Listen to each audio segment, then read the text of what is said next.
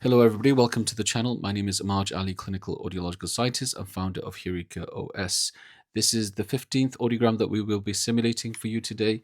We are looking at a significant loss in both ears. On the right side, in the very low tones, is actually moderate, but for the from 500 hertz up to 4 kilohertz, which is the main part of the speech, we're looking at a severe loss.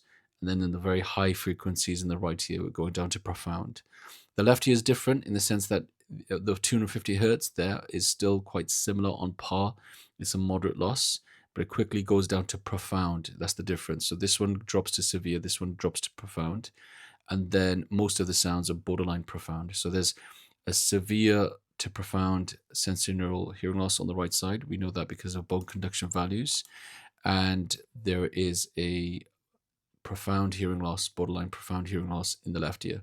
So overall, what we're expecting when we run the simulation is that the right ear would, if you had your volume loud enough, you had earphones on, you'd be able to follow some of what was being said if you really do concentrate. Whereas when we go to the left side, it'll probably be impossible to work out what's being said at a normal voice level. So we're going to just see the difference and we'll play the video. So when I'm here, this is the left side. When you see this one highlighted, it's the right ear. When I press simulate, that's when we are in the simulation mode. So let's start with a female voice on the right side. Here we go. The roster of Nobel laureates is studded with the names of great and deservedly illustrious persons, geniuses, but there are giants missing from the list.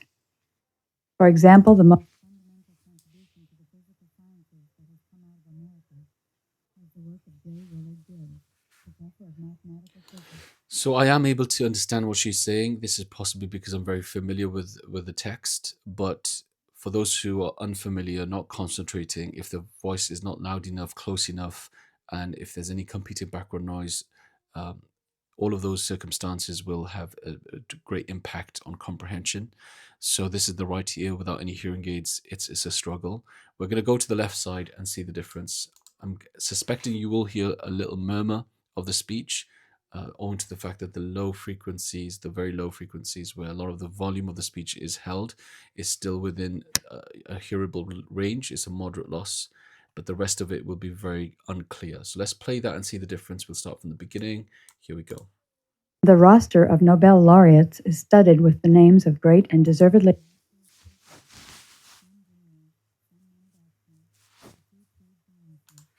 but there are giants missing from the list.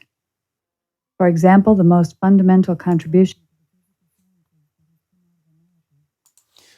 So for the majority of the people watching this video, they'd probably say that there was no sound at all on the left side.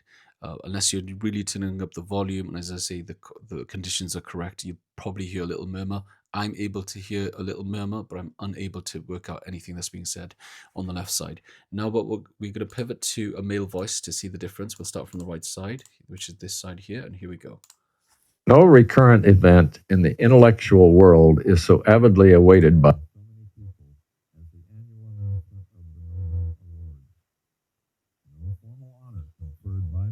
carries such distinction as a Nobel Prize. The awards are presented on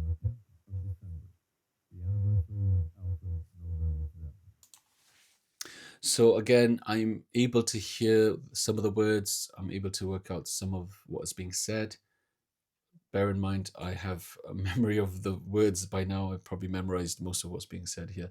But the left side, I suspect there'll be a volume there, particularly because there's low frequency sounds that will fall here. So there's probably a bit louder than the female voice, but no better in clarity. So let's play the female voice and see where we are. Sorry, the male voice on the left side and see how it goes. Here we go. no recurrent event in the intellectual world is so avid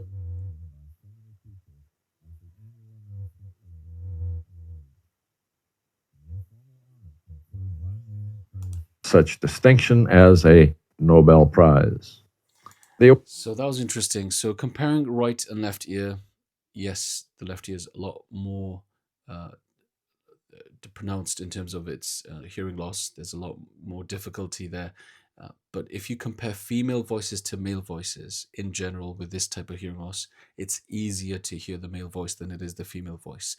And all of that is down to the 250 hertz here, which is where most of male voices, they fall within the low frequency band in terms of the volume of the speech, and female voices and children's voices are more towards the right hand side of the graph.